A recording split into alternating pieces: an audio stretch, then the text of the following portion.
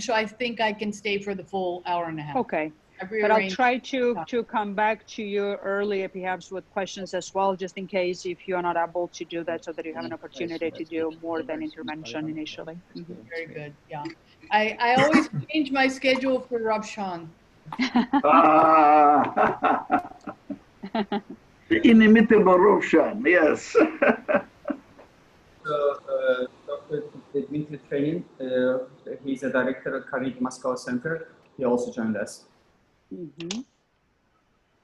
And he was posting, like, one of the best posts on Twitter for the recent, on Nagorno-Karabakh crisis, about the role of Russia, Turkey, Iran, and what happened. Oh. Good afternoon, Dmitri. Hi, good afternoon. Hi. Good afternoon, everyone. Hello, good to see Hi. you. Hello. Thank you.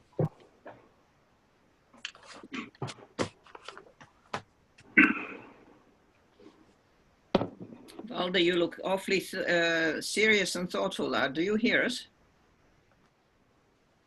No, everybody else here. He does hear us. Ah, he cracks a smile. That's good. That's good. I can hear you. Hello. Hey, Rosen. Hey, good morning. Very happy to see all of you. Hello. Yeah, great Hello. to see you.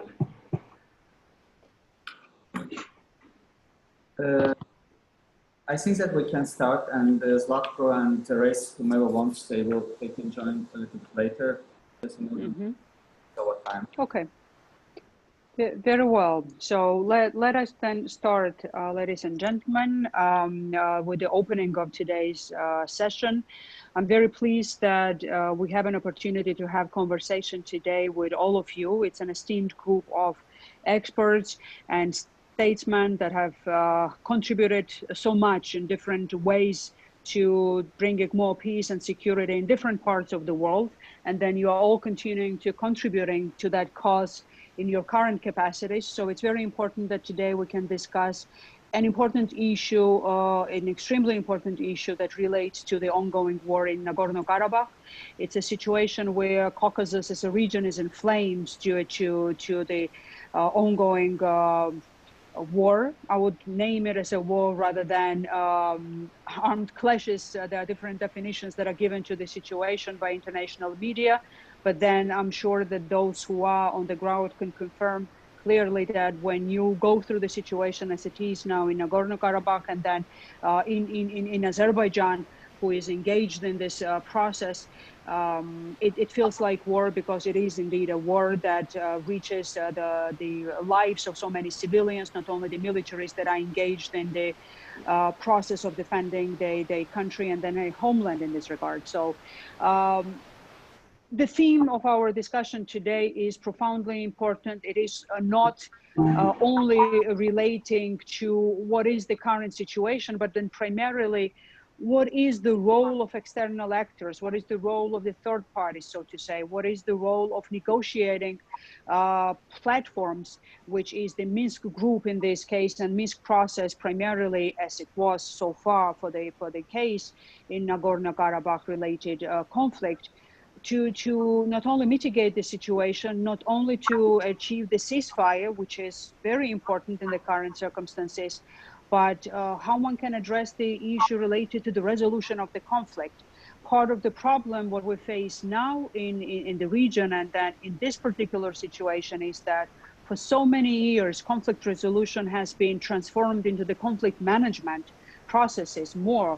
We are frozening of the conflicts, as they became to be called, became an accepted formula, so to say. As long as the conflict was frozen for some time, it was more or less an ongoing process, as if the process only was self-justifying purpose of any negotiating processes and the cause of partial calmness of those who are engaging in mediation or resolution of the conflicts. If we look into the timeline of any proposed principles or basis for and reference points for negotiation of the resolution of the conflict, the latest updated version of that, which is frequently called, or not frequently, but then properly called Madrid Principles, dates back to 2009. And that was the latest attempt at the time from the Minsk group to propose the formula for the resolution of the conflict. And we are here now in 2020 discussing an ongoing war. So failure of the negotiating processes is quite clear. The whole transformation of conflict resolution processes into the conflict management, perhaps, processes could be part of that. I don't want to abuse my role of a mediator with a lengthy introduction, but I'll stop at that. We have an extremely representative, I would say, an interesting and diverse group of all of you today as the speakers present at this panel discussion. What I could ask in terms of the housekeeping rules for all of you is to be sharp in your interventions, meaning timing mostly. We are fortunate to have I would hope all of those who are listed as the speakers are able to join, but if that's the case, we have 9 speakers today represented in the panel. The way we would go today with the discussion will be that we will have short main points encompassing introduction from all of the speakers. I would hope that I could stay within the time limits of 3 minutes or 5 minutes maximum, so that we could then switch to the Q&A session and a lively discussion, I would hope, between all of us. I will be helped in this endeavor by Rosen, so that we can have an opportunity of of all of you to be well attended to. I have myself I'm still struggling of doing all of it through the electronic way of moderation, so that I see all of you and I am attentive to raise hands of any of you in terms of their willingness of participation, but we'll try to do our best. But please don't hesitate. If you will feel that any of the questions that could be addressed to somebody else, but you feel that you want to contribute to that, please raise your hand. We will do our best to notice you timely, so that either at the turn when you will be asked a question or prior to that, you have an opportunity of providing your views, your opinions, and then build on any arguments that you feel strongly is important to be raised today and discussed among all of us. With that, I'll turn to our first speaker, dear Vaira.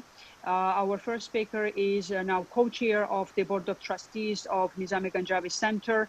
It will take a long time for me to represent all of your credentials, Your Excellency. So, dear Vaira, the floor is yours for your introductory remarks.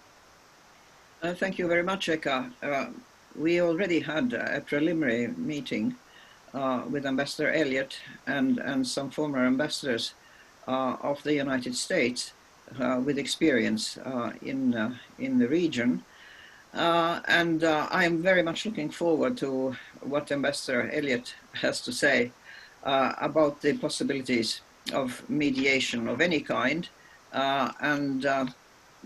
If so, the next question would be who might be considered a neutral, sufficiently neutral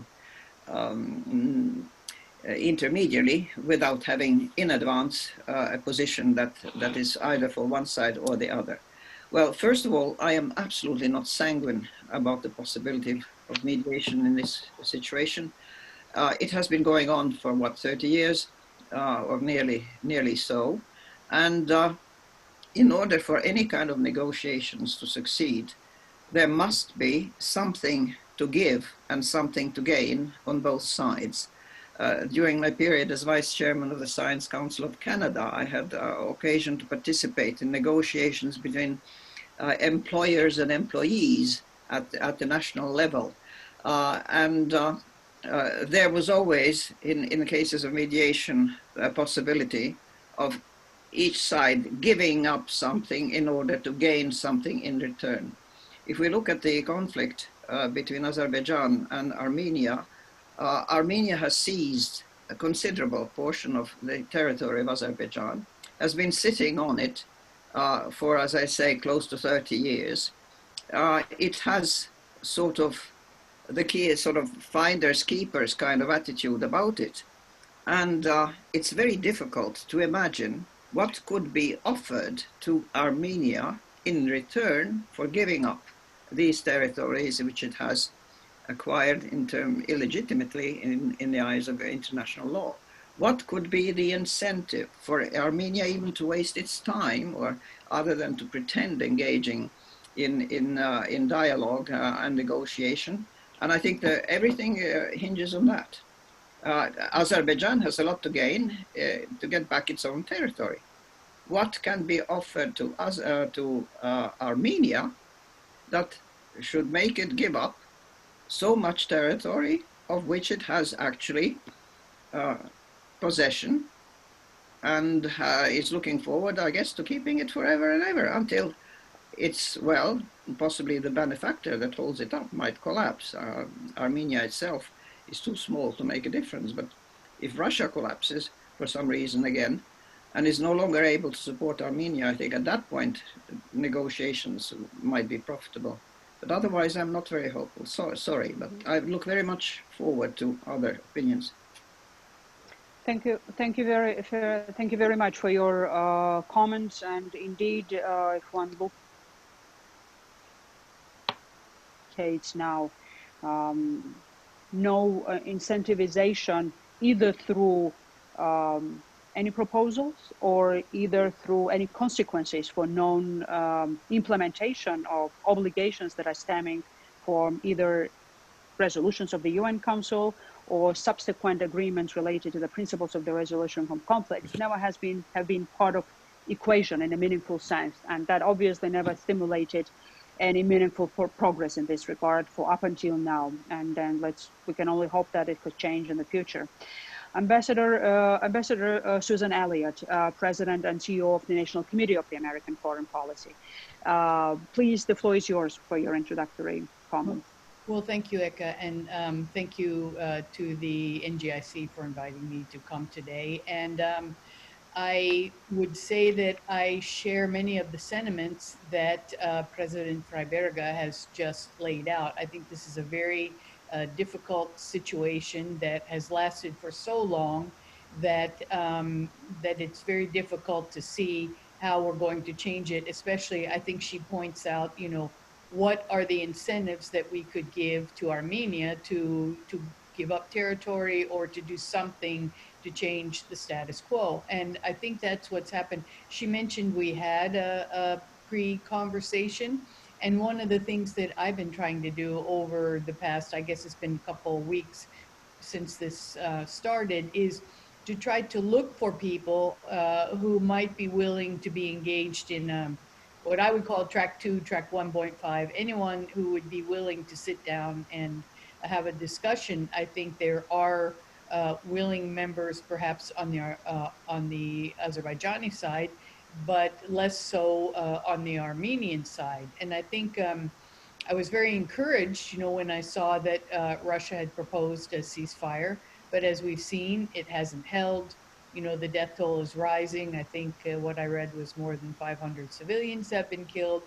And, you know, I think one of the things that makes this even more difficult is we aren't seeing, I think I agree with Eka, just a war on the ground, but there's kind of a war of words in the media, which perhaps we didn't see, you know, before the rise of social media.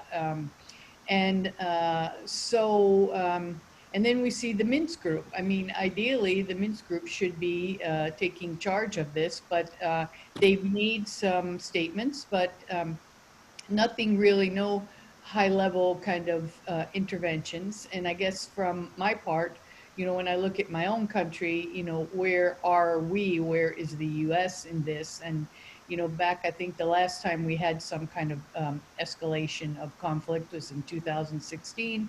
And we saw that, you know, not only Secretary Kerry, but his counterparts from France and Russia met with their counterparts and from Armenia and Azerbaijan. I don't see that happening now. And I don't see, I'm somewhat disappointed because I don't envision, at least until after the election, that there would be much U.S. engagement on this issue.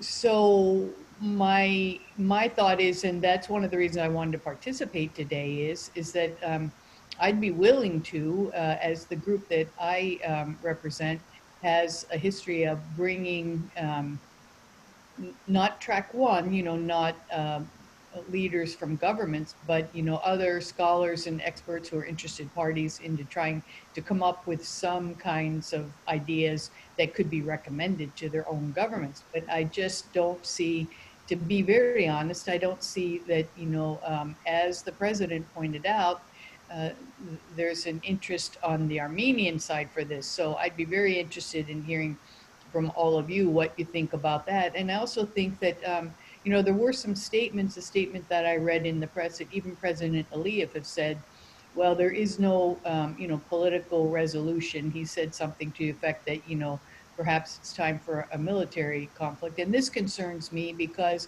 then what is the incentive on either side? And both sides, as you can see, I've read some recent reports that both sides since, since 1992, but especially since 2000, have increased their military capabilities. With the reports are something like, Azerbaijan has spent $19 billion on military weapons, Armenia close to $5 billion.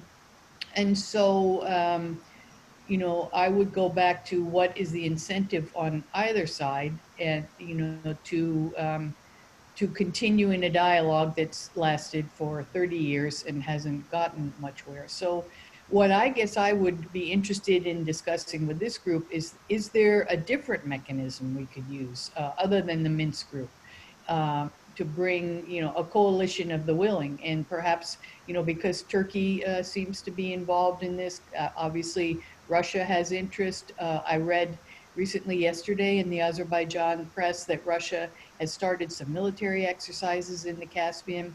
I'm not sure if that is related or not, but I see that this situation appears to be will get worse before it gets better. So what can we do? Are there any ideas that we can come up with where we could at least get, some interested parties to sit down from both sides of the aisle? So I'll leave it at that, and I'm really looking forward to a dialogue on maybe coming up with some ideas about how we could do what I hope is to avoid what could become and is becoming, a humanitarian crisis.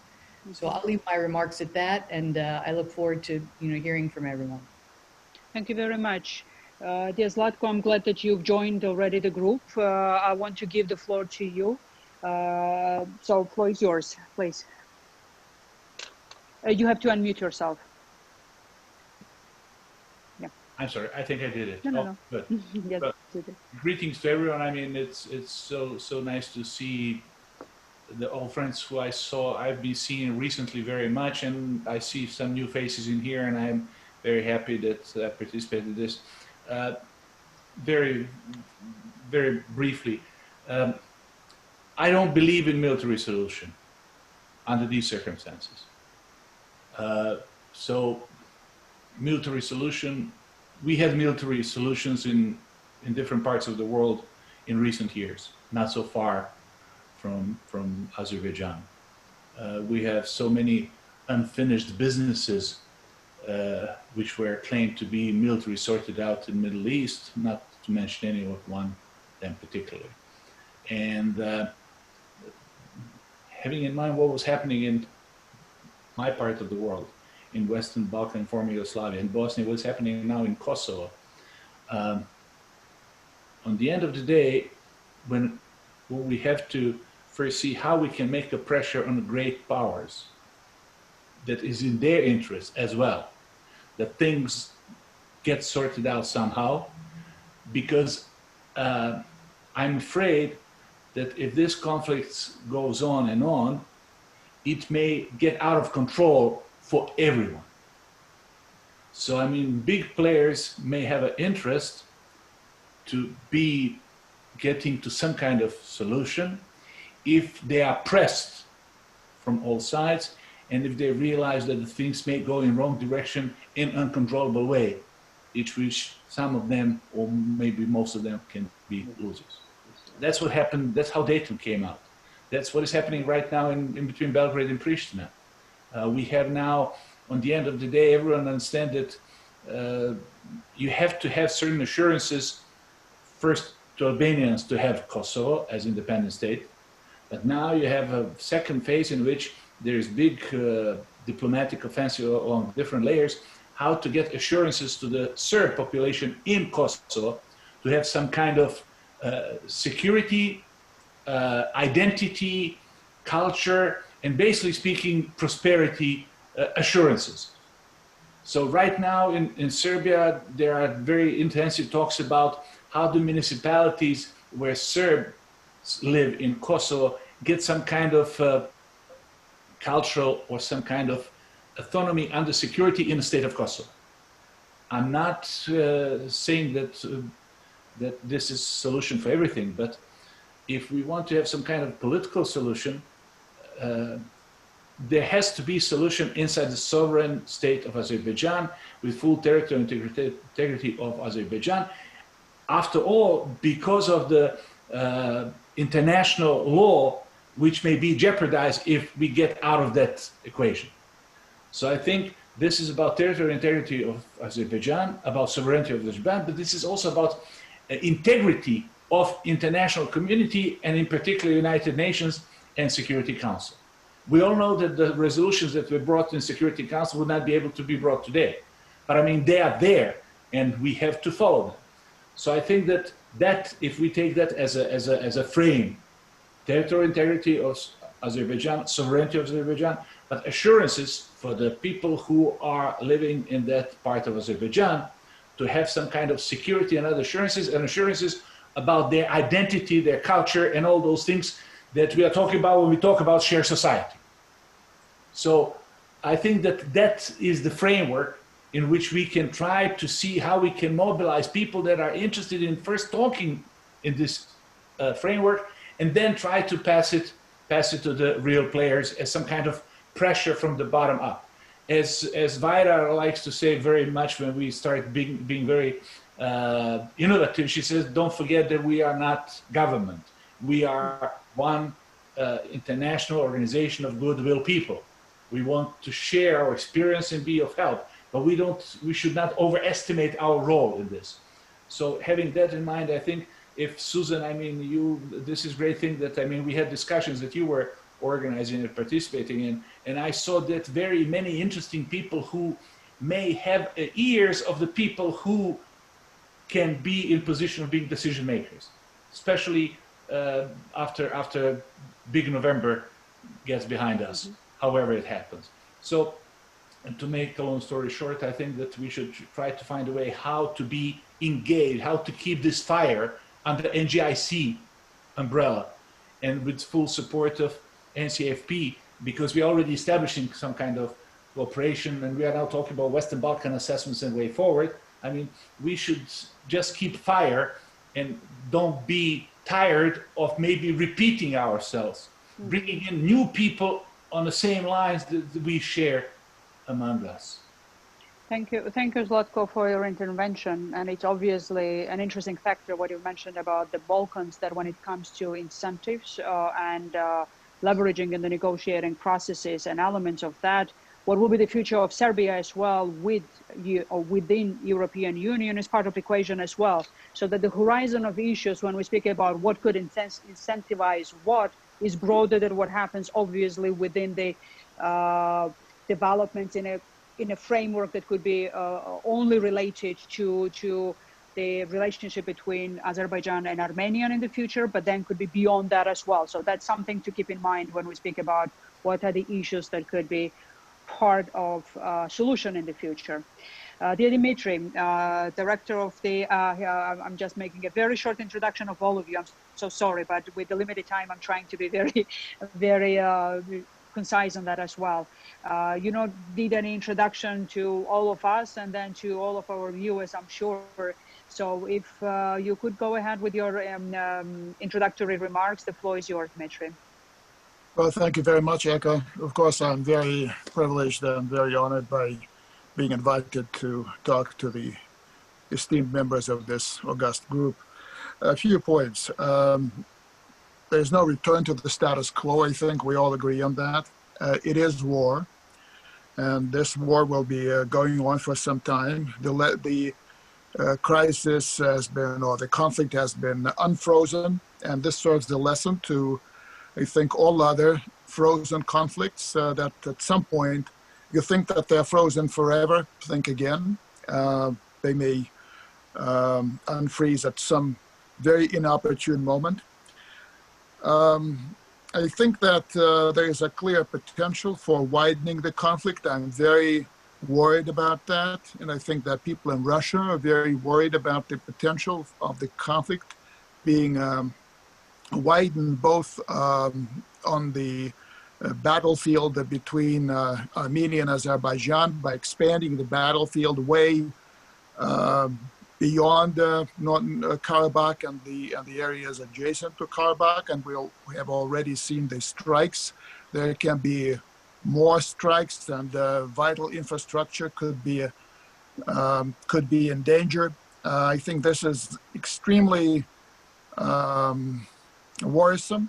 Another thing that is very worrisome is the influx of all sorts of people to the conflict area, and I think that people are taking that very seriously. With regard to what needs to be done, what could be done, I think it's probably this moment, unfortunately, is not the one where diplomats are on the front line. I think that this is the moment when the warring parties and the parties supporting them should be incentivized to stop fighting. And incentivizing means taking some measures that would send a very clear message to the people directing the fighting that it's better for them to stop. And this is how I read reports about Russia shelling the camps of Turkish proxies in Idlib, Syria. This is how I take the official reports from Moscow of naval exercises just north of Baku. And you would recall that a couple of years ago, it was precisely from those areas that Russia launched missiles into Syria, so they can launch missiles to a very wide region from now on.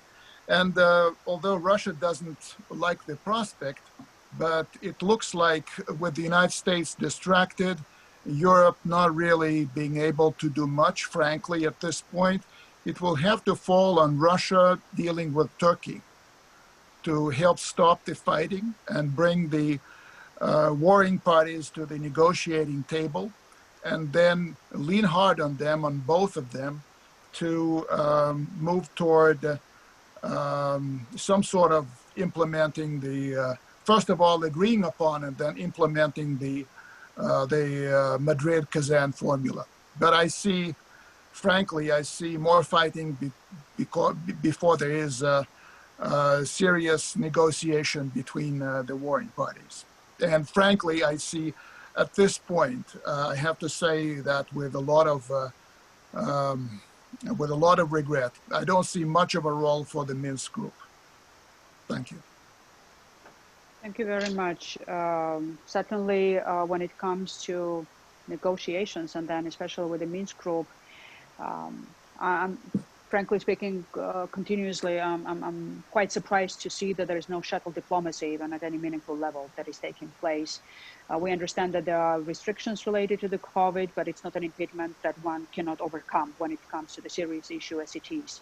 And the optics of that are quite discouraging, just not to see on surface any meaningful shuttle diplomacy taking place right now with an attempt to mitigate first the situation, reach some meaningful ceasefire perhaps in the meantime, and then to see what could be the pathway for the resolution. So indeed, we will serious troubles clearly linked now with the way how the Minsk process is able at all, if at all, being part of any resolution of the situation. I'm turning to Valdis Zatlers, former president of Latvia, and then board of trustee members of Nizami Ganjavi Center. Dear Valdis, the floor is yours.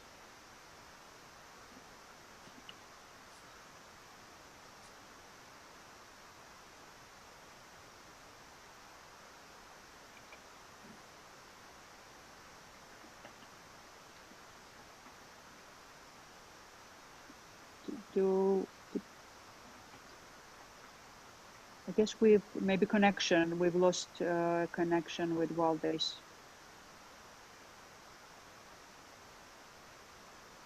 Okay, maybe we can continue, and then we will.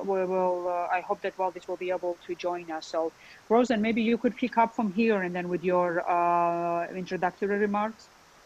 Yeah, absolutely. Sure. Let me, first of all, thank you, Madam Chair and dear friends, for giving me the opportunity. And let me be undiplomatic, and let's point at the problems in their seriousness. Let me do that. Probably this is going to help us understand more where we're going to and what could be the solution. Now, first of all, I saw how Russia installed frozen conflicts all over the region, on the Black Sea and the Caucasus, and that's extremely dangerous, extremely, I would say, arrogant and hooligan behavior on the international scene. Not respecting the sovereignty of countries, using any opportunity to divide on religious or on any other base, and just make your neighbors in your sphere of interest dependent on you. A frozen conflict is a very cheap, I again repeat, very cheap and very efficient way of keeping countries dependent on somebody else's will. And that's what we saw. I was shocked totally back in 2014 to see what happened in Ukraine, as Russia installed in front of humanity a new frozen conflict. I saw what happened in Georgia.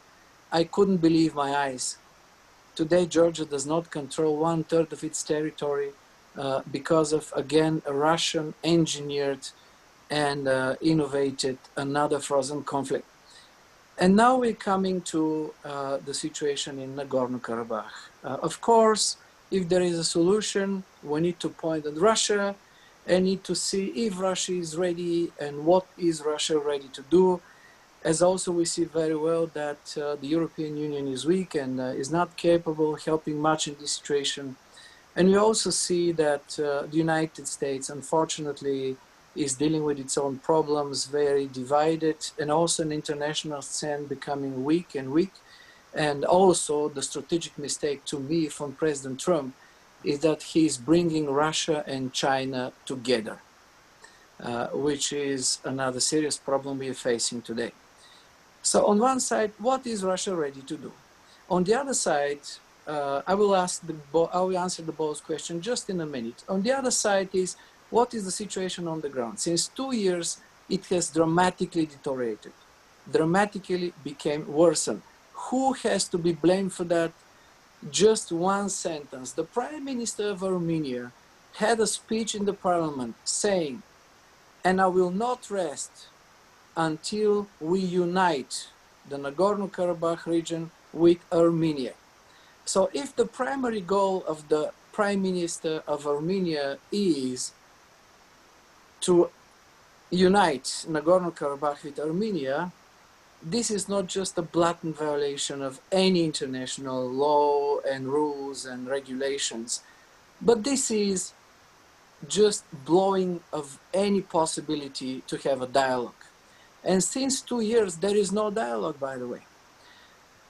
Additionally to that, we saw that, for example, Armenia, according to the data I have, on 11th of October launched a military, not just military operation, but they launched a ballistic missile, Scud, Russian Scud ballistic missile, against a peaceful city and the second biggest city of Azerbaijan, which is Ganja. And now you have an apartment building, and suddenly Scud, Russian sophisticated ballistic missile weapon, is hitting apartment building with a lot of people injured and dying. So the question is, are we talking about dialogue? And we're talking about that the military solution is not a solution, but if you ask those guys that are on the ground, they don't trust anybody else and they don't see another solution. So what could be a potential solution? What is also new in the game, of course, this time is that Azerbaijan is much more stronger and has a strategic ally as Turkey is this time officially supporting Azerbaijan big time. So now, where are we heading to? What is possible? I don't believe that the Minsk group can achieve something in the last weeks and months. I believe that we are moving into another proxy war, the third one where Russia and Turkey are heavily involved, and the first two are Syria and Libya. We are moving to dramatic instability. There is no dialogue, there is no trust, there is nothing to share, and people there believe that the only solution is and could be the military solution. Azerbaijan is fed up with this frozen conflict that is lasting for more than 25 years. Azerbaijan is fed up that we have, I don't know how many UN Security Council declarations and how many declarations of prime ministers and presidents all over the world, but there is no impact at all because Armenia continues to violate international law. Armenia continues to launch military attacks, continues to kill innocent people. And I think that Azerbaijan is totally into the situation to just to say we're fed up. There is no other solution. We have to go ahead and do what we can do. I would predict that in the next weeks, because of the sophistication of the war with Turkey coming in and Azerbaijan being much more powerful than it was in the past, there could be some small territorial gains on the side there for Azerbaijan, but no hope of winning finally the battle and no hope of a lasting solution. What is the lasting solution? If we imagine, if we dream for a Security Council at the United Nations that is responsible, that is capable of bringing its own decisions to life, Security Council of the United Nations, where at least the permanent members understand they have to be an example to the others. Just look at Russia. Russia has to be example to the others. But what kind of example is Russia giving today? Because Russia is more stronger than Ukraine, Russia can occupy territories of Ukraine. Because Russia is more stronger than Azerbaijan, Russia can fuel frozen conflict in Armenia and Azerbaijan. Now, a little hope is talking about Russia, that Russia has a contract with Armenia to defend her territory. And Azerbaijan knows very well that even a centimeter of going into Armenian territory will trigger very tough Russian reaction. Russia has no chance but to do so. But on the other side, Russia can play differently in Nagorno-Karabakh because Nagorno-Karabakh is not an Armenian territory, has never been. And to me, Nagorno-Karabakh was, is, and it's always going to be Azerbaijan. The question is, how we can come to this solution. On a short term, we're facing a proxy war. On a long term, hopefully we can regain the importance of Security Council of the United Nations, who is capable of sanctioning and pushing and bringing unity and effectiveness and efficiency into the progress so that we could have all those frozen conflicts at the end being solved. That will be my opinion. Thank you. Thank you very much. Very interesting that throughout the whole process of flaring up of the conflict, we still see very firm support in the statements of international organizations such as Security Council, European Union for that matter as well, to the Minsk group and Minsk process per se. But it's a common thread to so many interventions that we've heard already. And then I could concur with that as well myself, that the process itself is broken in many ways. And if there is no innovative thinking of what could be the new format with new elements of either incentives that be or responsibility related issues, if the agreements are not being measured with the action from those who will agree to that, then there is no hope to see that the Minsk process per se having co-chairs as they are in the condition when the US is still quite a bit of distracted from anything that happens in the region. that we could see how this group and this process per se could mitigate any of it right now, even as a mitigating factor. I'm not even commenting that much about the resolution as an option in this case. Dear Valdis, I'm glad that you are back. Once again, Valdis Zatlers, former president of Latvia, member of Nizami Ganjavi Center. The floor is yours. Thank you very much, and sorry for this unexpected technical failure. So the topic of today is the third-party involvement. It has always been, let's say, accepted that the third parties play a role in any conflict. Very, very seldom, there are only two involved parties. Today, I am very pessimistic about the third-party involvement. The only third party who has clearly announced what they want is Turkey. They're on the side of Azerbaijan, and the only precondition for the peace process is fully leave the occupied territories, which is legitimate. Legitimate support to Azerbaijan, as well as Azerbaijan's willingness to take back their occupied territories is also legitimate. If you look at the other players, the Minsk group, it has become already a bad word. Minsk as itself as a city has become a bad word because all the processes started in Minsk, are going to fail.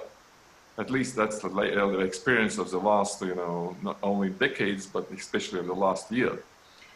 But the Minsk group consists of very strong players. And then we see United States are really busy with their elections, and no activities we will see in the next coming weeks, nothing to say maybe next coming month. France, the president of France is attempting to become a leader of the European Union, but nothing is behind that.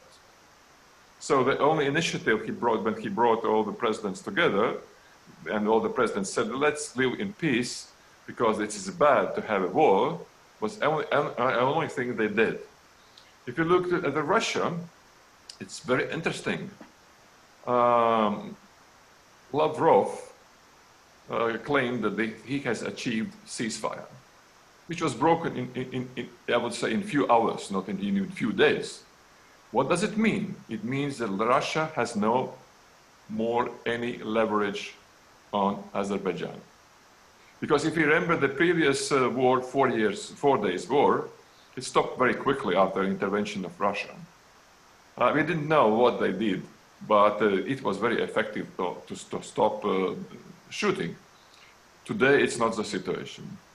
And even in the Minsk group, Russia is not willing to lead the Minsk group. This is good news for the world.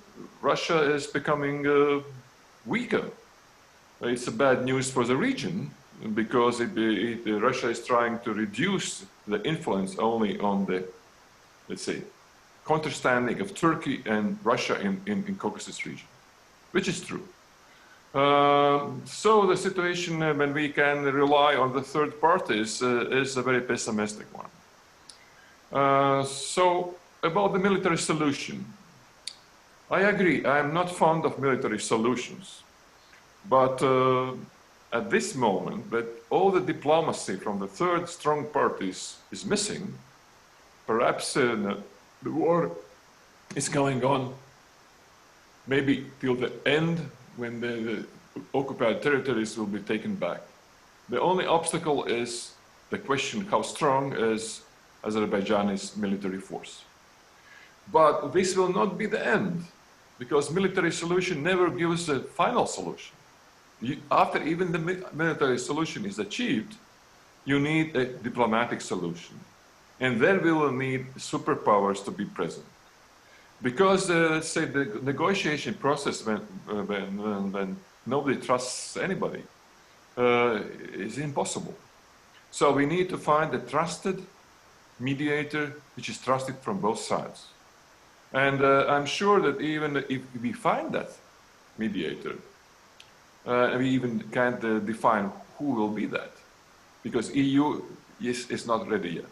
EU is not ready. UN is not ready for a while already, So nothing is left. So we have to find for a new solution, new mediator. And even if we find a good mediator, which is trusted from both sides, it will take many, many rounds to go back and forward, shuttle diplomacy, until they start the real diplomatic solution. And I absolutely agree, we have to look at Kosovo, we have to look at Bosnia, because these are examples where international big players, gave the guarantees for minorities.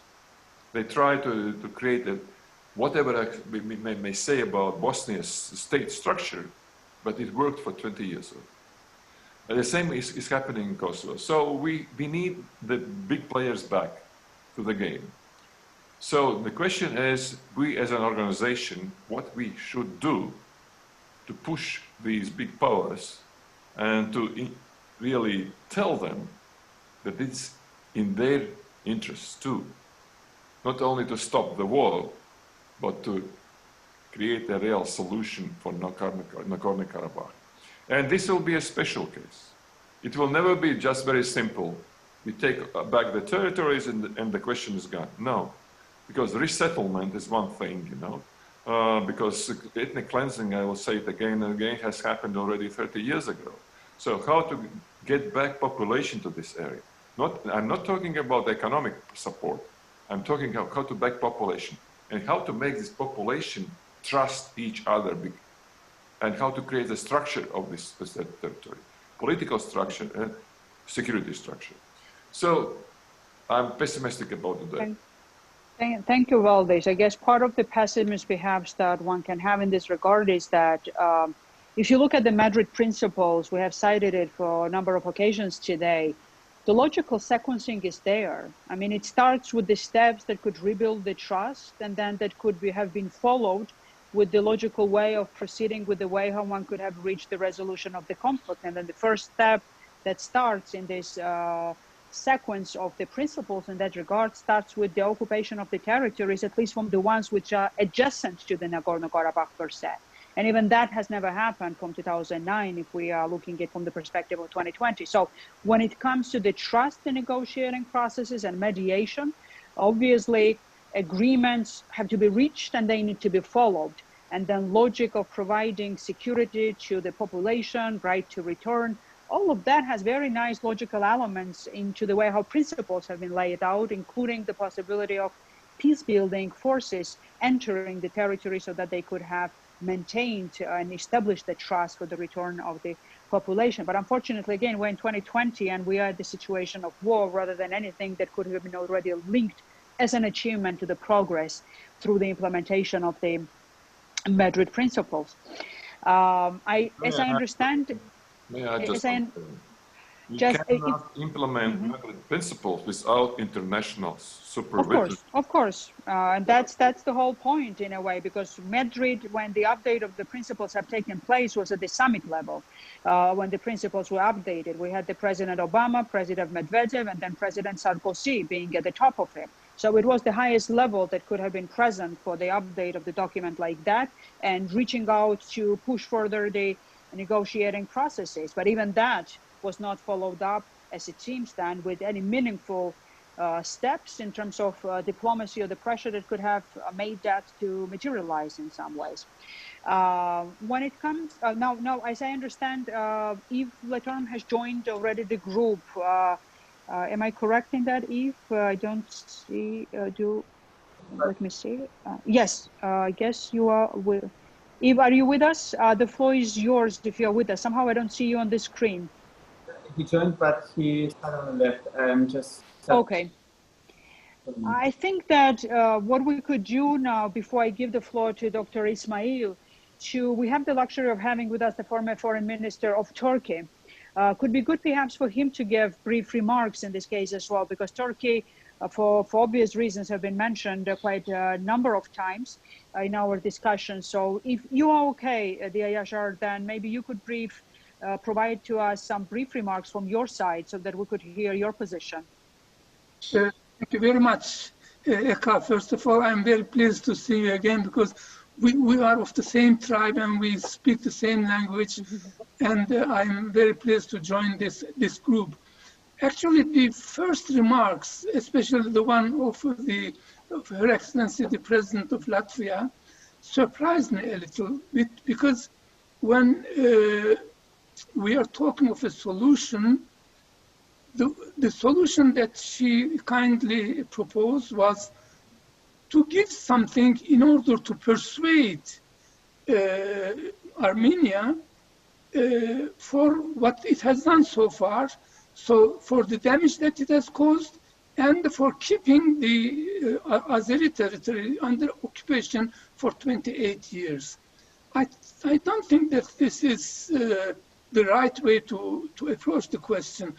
This amounts to reward Armenia for having occupied the Azerbaijani territories, and also for causing damages, a lot of damages now during the clashes.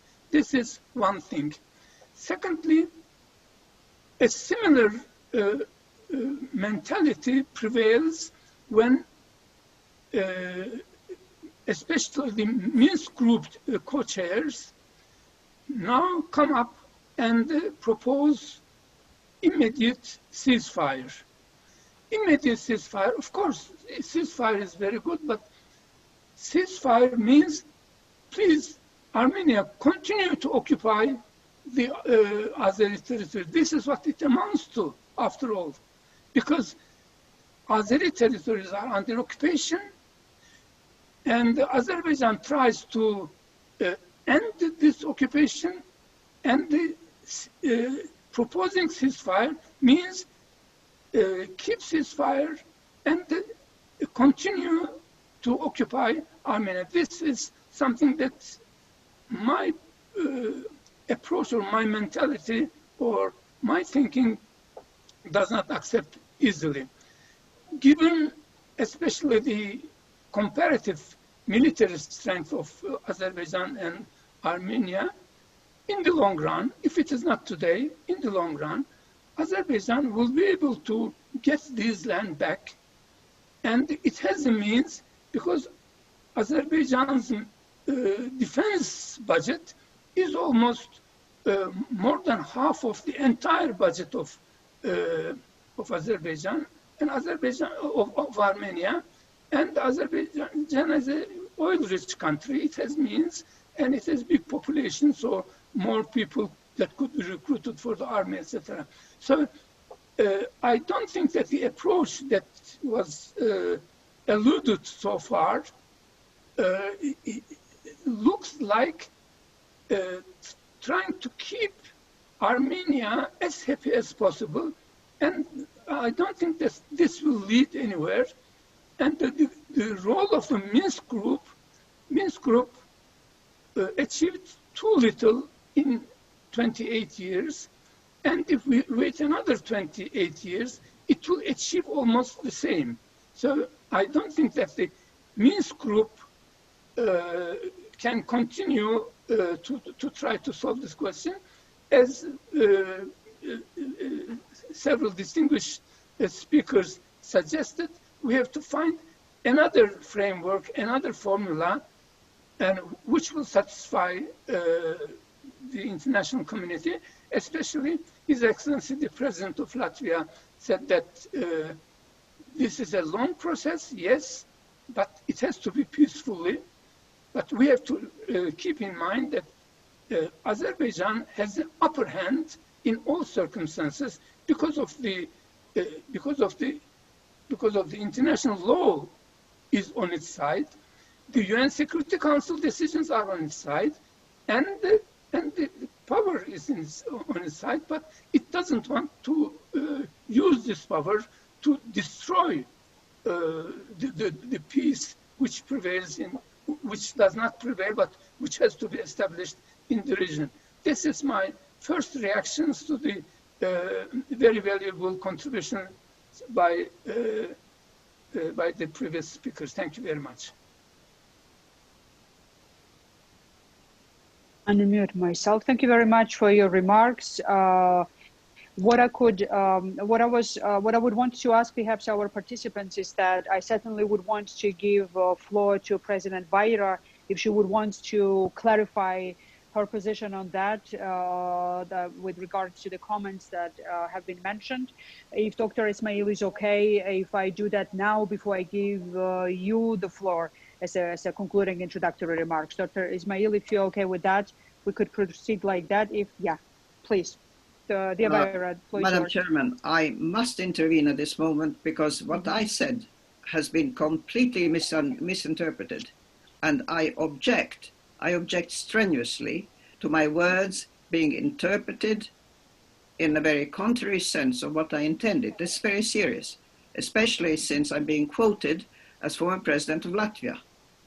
Oh my God. What I was saying is that there is no incentive for Armenia to engage in constructive dialogue, and this is why I'm pessimistic. I did not say that Armenia must be given an incentive to pay off its behavior, which is illegal in international law. It's a very serious misinterpretation of what I said.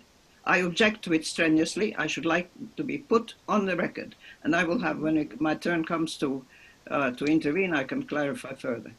Absolutely. Thank you, dear Vaira. I'll give the floor to Dr. Ismail, and then I'll provide you the opportunity, obviously, right away to expand more on that so that you could raise your position. Dr. Ismail, the floor is yours. Thank you, Eka. In the 1960s, I was studying at Harvard, and there was a brilliant young professor by the name of Henry Kissinger. And we were very active. Lots of things were happening in the 60s and so on. And we were talking to him about problems from the Middle East to Vietnam to other problems. And he said to us, "You are too idealistic. There is no solution to these conflicts. Conflicts are managed. We turn up the heat a little bit here, we turn down the heat a little bit there. There's a big chessboard between the Soviet Union and the United States, and all the rest is details." I mean, I remember that. Later on, he would go to Washington and become, of course, the Henry Kissinger that we all know. And we had the 1967 war between Israel and the Arabs, and Israel defeated all the Arabs in the Six-Day War, as we know that story. And the war continued, and there was a kind of a ceasefire, but there was still firing across the Suez Canal and all sorts of things. Many years later, we had Anwar Sadat, who was willing to move towards peace. And another great American, in this case, a person I admire enormously, that was Jimmy Carter, and who saw the movements of Sadat and decided that it was time to move on that. And he had as an advisor another Harvard professor that I knew well, Roger Fisher, author of Getting to Yes, and head of the negotiations project at Harvard. And they had a mediation. And Carter told me that when he invited both sides to come to Camp David, he was kind of putting the prestige of the President of the United States on the line to come out with a result of that. And he said it was unbelievable. Begin said at the beginning, there is no way I will ever accept Egyptian army being at 8 minutes from Tel Aviv. So this idea that they will return the Sinai and they will come all the way to the border is not feasible. Forget it. And Sadat said, not an inch of land will I accept to give up. So that as a starting position for negotiations is kind of difficult for mediation. But the mediation worked because he went back and forth and he said to Begin, do you mind if we have a customs officer and a civil servant from Egypt with an Egyptian flag in the Sinai, not the army. And then we went back to the other side and said to Sadat, would you accept that if you get back full sovereignty, including the borders and so on of the Sinai, you don't need to have the army there? And then both sides accepted, provided that there would be an observation force by the United States. And I come back to what was said before. If there is going to be effective mediation, you have to have somebody who is trusted by both sides. This is not the management of the conflict, which is, as was said, freezing the conflict, which is an inexpensive way of maintaining pressure on countries. But you need to be able to have somebody who is able to go back and forth and be trusted, and then is willing to make a commitment to make that thing work. We still, incidentally, I go scuba diving in the Sinai, and we still have the multilateral force of observers in the Sinai since 1979. We have these people have been there for all this time there. So the problem, as was said, that we have principles for negotiations, but the principles are not going to stick if there is nobody to A, gain the trust of both sides, B, have a mediation as opposed to a negotiation, and then finally be willing to put some muscle, money, everything, behind the final settlement. Regretfully, I don't think that the UN Security Council has passed resolutions, has passed many resolutions on the Arab-Israeli conflict and other conflicts as well. It is not enough. It is not enough. And I think that if we are expecting the permanent members to act as an example for other countries, I think that is a little bit too optimistic.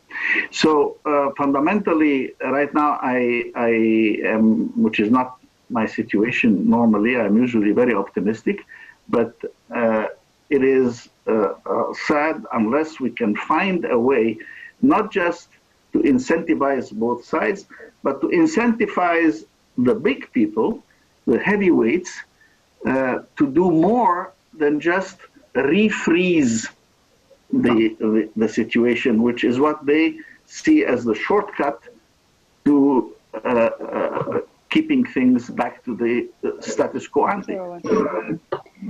Thank you, Ismail. I think we've heard quite strongly as well from Dmitri as well, and I agree fully with him on that, that there is no way of going to the status quo. So freezing of the conflict in the way that it was frozen, it's an unrealistic scenario now.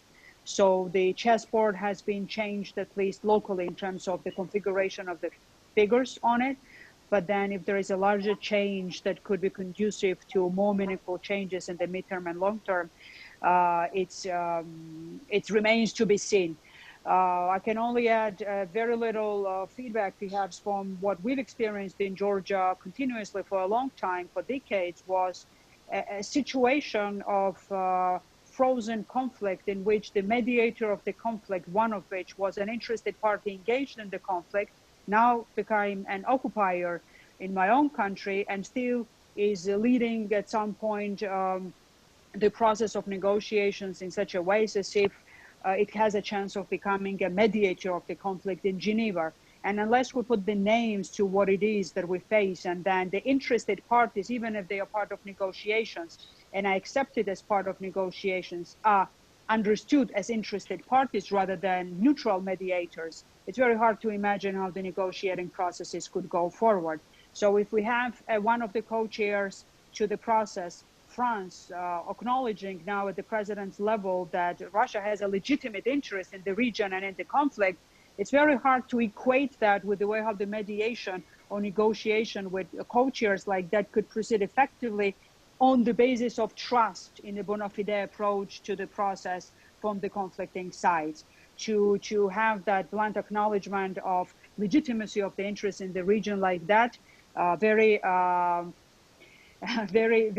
questionable to me as one of the country representatives that is a neighbor to Russia, which is partially occupied still by Russia. And if that is a view that in our part of the world, Russia has some legitimate rights that one needs to reckon with, then we are not in the safe waters when it comes to how negotiations obviously could proceed further.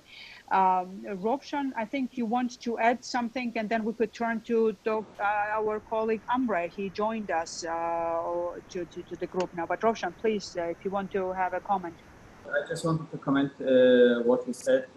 2 days ago, I think, I was watching the Russian TV channels, and there was a parliamentarian, a member of the parliament of Russia, and at the end, like, long discussions, they just ended up with one comment that, we are not going to give up Azerbaijan to Turkey. And we just like to stay there because it's our territory, it's our interest, and it's in our territory part. And then what was his name? Zelensky. It's a crazy guy in Russia who is always screaming about everyone. And he said, like, just we have to destroy Armenia. Rovshan, it was a bit hard to listen to hear your voice, but I guess we all were able to follow. If that's all from your side, I would turn to Amre Moussa. He has joined us. I'm glad that you managed to join us. So please, the floor is yours for your remarks, Amre. Yeah, please, if you could unmute the microphone, please. Your microphone is muted. Okay, sure. That's fine. All right. Thank you. This issue is very disturbing because of the repercussions, the dimensions, the region, and the possible opposing roles of big powers. At the same time, there is a territorial problem and an active hostilities. Let me start by analyzing 3 negative points. Number 1, the Security Council is not in a position to intervene actively because of the serious weakness, the known paralysis in the Security Council. Although the issue of international peace and security, maintenance of international peace and security, intervening when hostilities get serious. This is the job of the Security Council, but as we see, the Security Council is not really in a position to do anything useful, at least at this stage. That's number 1. Number 2, the issue of ceasefire itself. Ceasefire without international supervision will not work. Ceasefire has to be observed in order for the violator to be reported to the world, reported to the UN, reported to the organizations that have that are following the matter, like the Minsk Group, the European Union, and other organizations. Number 3 is the roadmap. Let me say that there is a serious international negative attitude, which is the propensity to manage problems rather than find solutions to problems.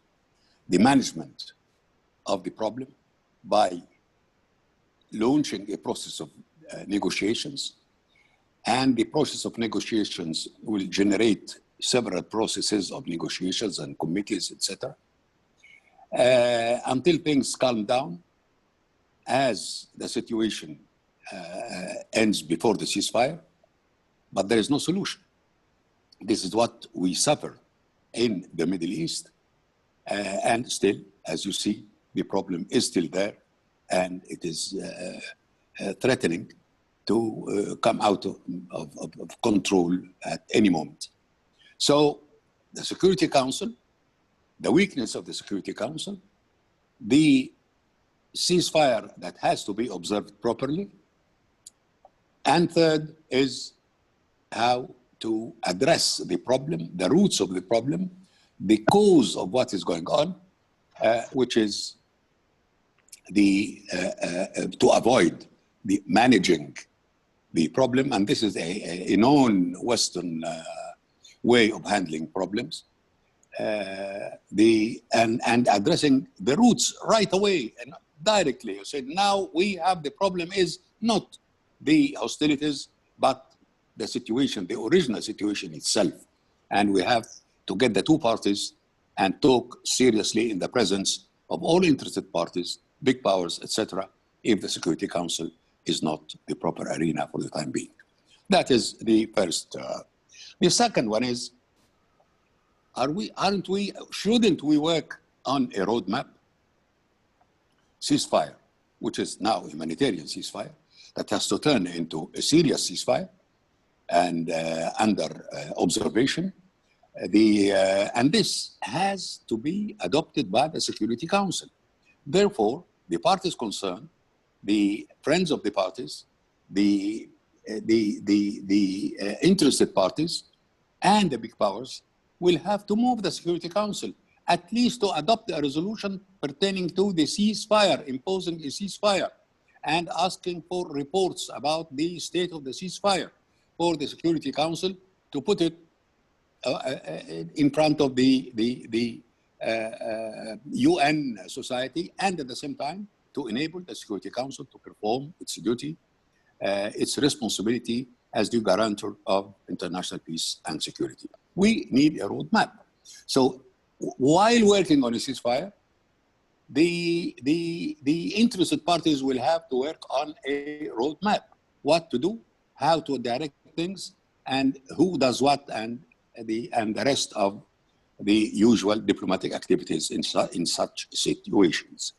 Then, now comes the negotiations, process of negotiations, and the process of mediation.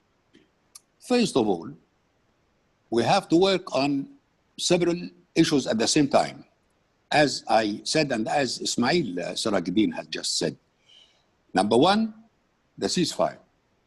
Number two, the body that has to launch and observe the ceasefire and receive reports about the status of the ceasefire. Number three, the roadmap. And then number four comes the negotiations within the framework of a roadmap that all the powers have to be ready at time, not after negotiations or pre-negotiations. It has to work together with negotiations, and perhaps other tools also will have to be addressed.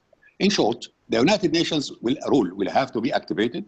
The Charter of UN, the resolutions, relevant resolutions, and at the same time, the basic principles, that is the territorial integrity, respect for territorial integrity, work for a peaceful solution. Thank you, Amre. Eve, I'll turn to you now. You are the final speaker, but taking the time limits into consideration, I'll already integrate some of the questions we have to you as well. And if you find it acceptable to you, it would be good if you could reflect on some of it already in your introduction. We see quite a bit of not the disengagement, but then void a bit that is left in international relations in many parts of the world with the retreat of the US, especially as of now, when we are in almost the election culmination of the election season in the US. And judging how the situation develops, it's hard to predict how swiftly perhaps the resolution will come at the end of the elections as well. Do you see potential in the EU or in certain member states perhaps that could cumulatively comprise some political capital enough sufficient for the EU to be driven in the direction of more proactive stance that it can have in Nagorno-Karabakh related issue right now. We see that the most that EU did as of now is reference to the Minsk group and Minsk process. Clear positions have been raised towards that. But do you see any potential for the EU to become more of a player in this situation, to fill the void a bit before the US comes back, if the US comes back, or independently as well of that in this particular situation? I think that the premise is like, you know, coming and living and coming. I think there must be some problem. Okay. So because the picture is frozen, as I see now from Eve,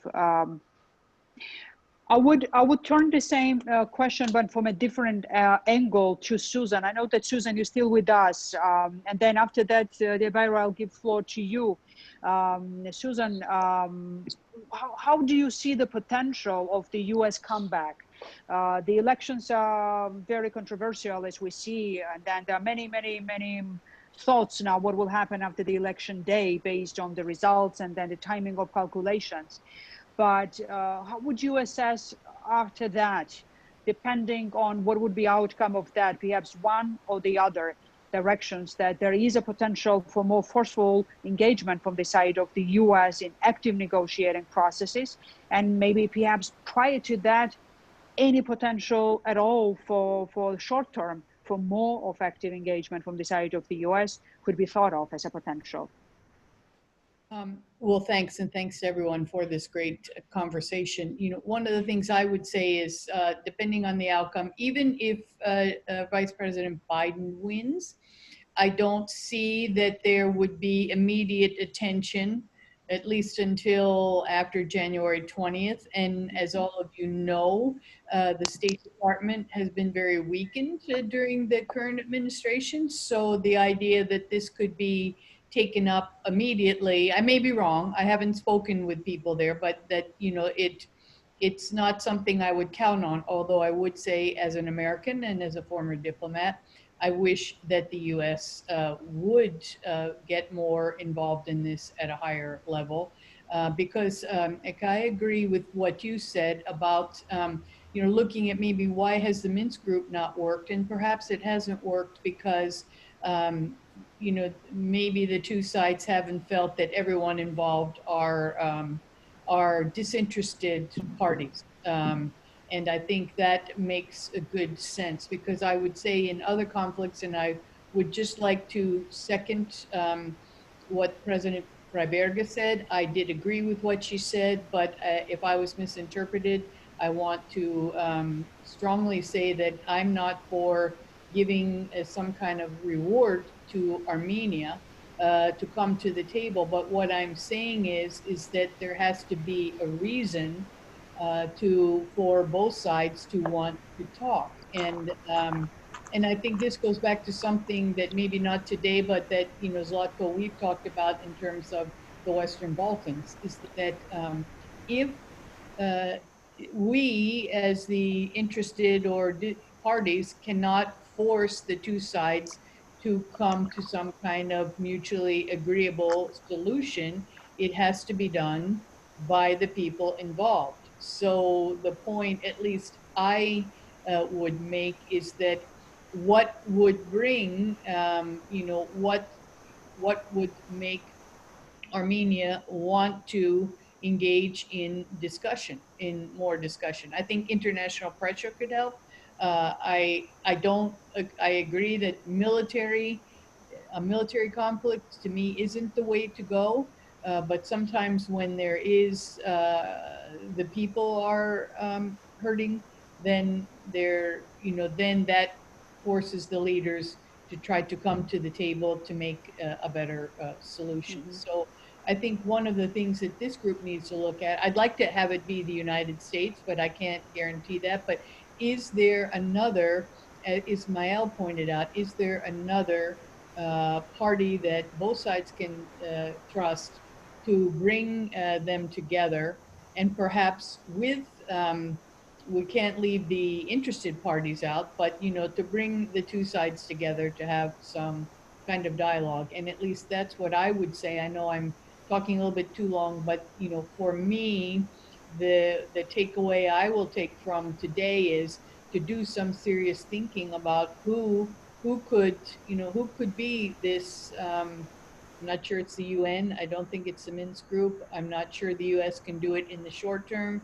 So who else might be able to bring the sides together for a dialogue? So I'll leave it at that.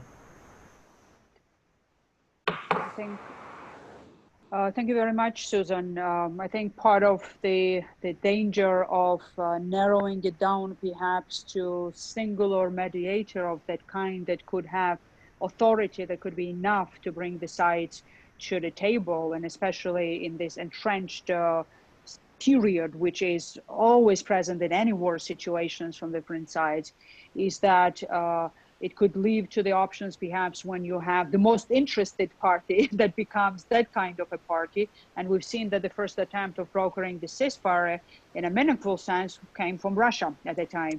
But I understand that it was not your point to narrow it down in that way. But what I'm pointing out is that being creative and if we are not in a position not to have interested parties engage in the solution, in one way or the other, it's inescapable, then it's to be more representative in terms of those who are interested parties and those who are authoritative enough and not interested per se in one way or the other way of resolution in that regard. That could be a combination of efforts in that regard. Please, Yeah, Susan, maybe you wanted to add. Yeah, I would just say that you do need the interested parties involved, because if not, they sabotage, you know, the solution. Absolutely. So you need the interested parties involved, but perhaps, you know, a different formulation of who would lead the discussion, and that would have to include interested parties like Russia, like Turkey, and others in the region. So that I'll leave it at that. Certainly, and then the Vaira, I want to give floor to you now, if that would be okay with you. Well, I hardly dare open my mouth for fear of being totally misunderstood. And this is no. This is very serious business, and I truly, you know, I hardly know what to say. I think one of the misunderstandings is because we did have a meeting, a preliminary one, with Ambassador Elliott and other ambassadors about the idea of track 2 diplomacy being of some sort of use, and whether the Nizami Ganjavi centers would somehow be involved in some effort of that sort. I already at that first meeting expressed my pessimism about that, such a possibility, and what I was trying to say, why I do not think that is a viable solution. Zlatko is quite right in saying that the military conflict is unlikely to bring a lasting solution, but at this stage I do not see that, say, direct talks between Azerbaijan and Armenia are possible, and that without pressure from some outside agency, it's not going to happen. So what kind of pressures are there, potentially there? First of all, we know that Russia has been supporting Armenia for decades, ever since the collapse of the Soviet Union. And in my contacts with our Armenian leaders, they have said quite clearly that they feel surrounded by enemies and that their only friend in the world is Russia. At the same time, Russia has maintained, I think, reasonably cordial relationships with Azerbaijan. And as an interesting party, it has been selling arms to both countries over the last decades. So that the frozen conflict has been, even in a monetary sense, has been extremely profitable to Russia. Who was it? Valdis mentioned that it's a cheap way of maintaining a country independent. No, it was Rosen who said that you maintain a country independent, but at the same time you make money by selling arms to both sides. So there's interest in keeping the conflict not just frozen, but periodically to heat it up, so that both sides, you know, try out their strength and so on. Then after a while, I can see Russia walking in like they did in Syria, you see. Russia walking in and saying the only one who can actually solve the conflict in that region is Russia as a great power. Why? Well, because Europe is a house divided. It can't even solve the separation from Brexit, and it's too busy with its own problems. America is a house divided. Not only is it taken up with its elections right now, but I mean, read the memoirs of former Secretary of State Bolton about the mentality and the attitude to world politics of President Trump, who's still in office and who, in fact, risks, he has a chance of being re-elected. It's blood-curdling to see how the current president of the United States has seen the G7 as a bunch of enemies and has insulted everybody in sight when the G7 was meeting in Canada in order to rush off and to try and make friends with a dictator of North Korea, of all people. I mean, if there's one person in the whole wide world that you would imagine as not being a partner in dialogue of the United States of America, that would be that gentleman. But it seems that President Trump was absolutely enchanted with him and wanted to make him a bosom buddy. Well, so that's a sad sort of context. Oh, and France, of course, President Macron's recognition of Russia having sort of regional rights and influence in its periphery is, frankly, even though he has tried to backpedal and explain himself, even to a recent visit to Latvia, I think is an appalling 19th century policy pronounced by the head of a power that was still a colonial power in the mid-20th century. I think it's an appallingly out-of-date attitude towards international politics. And I think it's, and as a country that has suffered from the sphere of influence and being traded between Russia and Germany, I mean, Soviet Union and Germany at the beginning of the Second World War, and then being traded by the Western Allies and the Soviet Union at the end of the Second World War, I very much, as representative of my people, resent this sort of attitude towards spheres of influence being the divine right of nations that happen to have either nuclear power or simply are large enough to do so. This is simply unacceptable on an international stage. The outlook then, for the moment, is not very good. But one thing that could be done, I think that for Europe to become more engaged and more having a sense of responsibility, giving up on the idea of spheres of influence, but accepting the responsibility that it, as a bastion of democracy, has towards the rest of the world, with the agreement of these countries involved, of the parties involved, not the big powers that you make friends with, but with the parties involved, then Europe could be a power.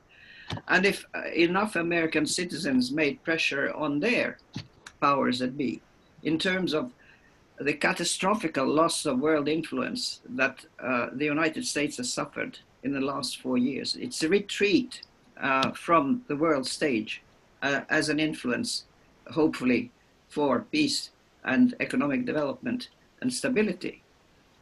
If within America itself there's a movement to come back on the stage, then there's some sort of hope.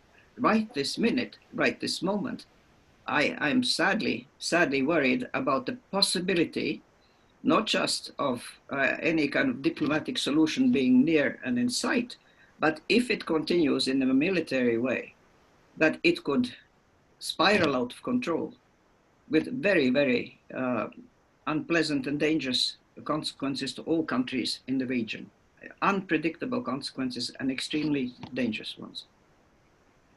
Thank you very much, Vaira, for your position and clarification. And then I could only add a few elements. I remember years ago, there was an interesting process in which a possibility of progress in the conflict-related issues was linked to the possibility of unfrozen the relationship-related limbo right now between Turkey and Armenia, for example. So there were several attempts at different times to broaden up the horizon and to see what could be a complex set of incentives that obviously would not have been seen as a reward to the occupation per se, but broadening up the horizon for the future of the region and for the countries involved, so that there could have been an understanding that if there is a progress that could lead to more stability and prosperity overall, not only for the two countries, for the region, and then there could have been more opportunities for well-being of the societies of the whole region, I would say. Didn't work out at those times as well, even though there were at different times genuine interest from different sides to look into that. But I believe that the thinking about how the region could be itself arranged and what could be the future scenarios that could be offered as potential for the developments coming outside of this clusterization that, you know, Armenia can only be under the secure wing of Russia, and then the rest, so to say, is completely in uncharted waters, would never be conducive to the situation when negotiations could lead to any result. And for those countries who have clear aspiration of being part of the EU, for example, or NATO, as is the case of Georgia, more ambitious perhaps and ready position from either EU or NATO as well to be forthcoming for the perspective, could strengthen the understanding in the region that there is different future that is credibly possible for countries that aspire to have something different than the branding of a post-Soviet country.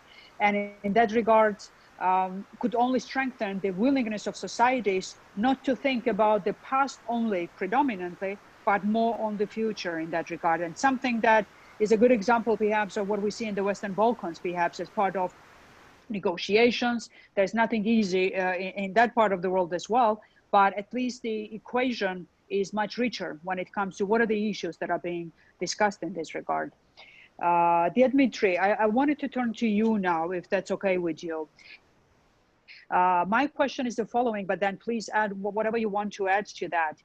Do you think that there is a moment now in Russia, if you see that there are some elements of that, of reconsidering whether or not the policies that has led to utilization of the use of force that be of frozen conflict as potentially effective tools of achieving foreign policy goals, as a strategic goals for Russia, perhaps backfired partially, and maybe there is time to reconsider for Russia how it wants to achieve its strategic goals and change the perspective in that regard. I'm based now in Ukraine, Kiev, and all I can say is that Ukraine is further away from Russia now than it has ever was previously when it comes to the discourse. It's not completely straightforward, perhaps, in that regard, but it's very strong departure from the point of where Ukraine was. Could you say that no matter what happened during the wars and continued occupation, Georgian society is very firm in terms of seeing where the future lies.